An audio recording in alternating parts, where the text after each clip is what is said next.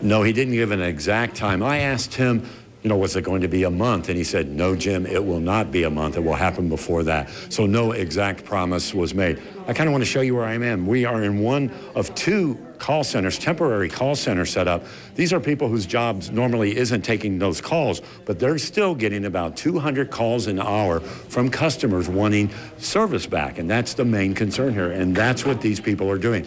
That's what Paul McElroy was talking about today. What's going to happen here, what they've been doing. Now, he apologized for what had happened out there, but he says it's not the fault of these people. It's not the fault of the linemen, but it's the management, and he's taken responsibility. And that's the main concern. So I asked him specifically, because as you had mentioned, there's about 19,000 people without power. I asked him, what do you want to tell those people? What do they need to know? Is it going to take a month for their power to come back? Here's what he told me. I'll use your words, Jim. It will not be a month. Okay. So let's start there. But what I can tell you is that these are good people behind me. These are good people in this room. These are good and great, dedicated, talented people that are as frustrated as you are, and they want to get you back in service.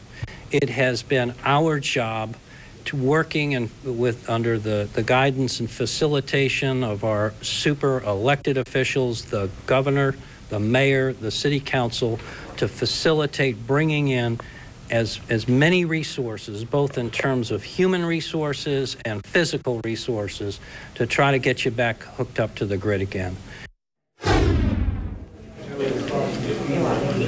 So again, still about 200 calls an hour coming in. I asked what happens when those calls come in. Well, actually, they get dispatched to the part of town where the problem is, and there is where it's decided where you could go.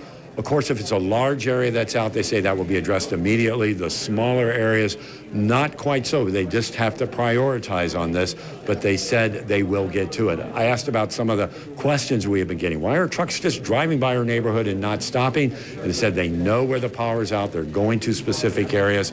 Somebody had asked, too, if food vouchers are being given out by JEA. That's not true at all. They are not giving out food vouchers. That could be a scam, they said, in a way. If you're hearing things like that, that is not the case at this point. Now, coming up all new at 6 o'clock, I'm out with some of the crews as they're restoring power in some of the heavily hit areas. We're talking to them, and some of the things that you need to know why you may not have power, some things you might have to do yourself. We're live at the JEA call center. Jim Pickett, Channel 4, the local station.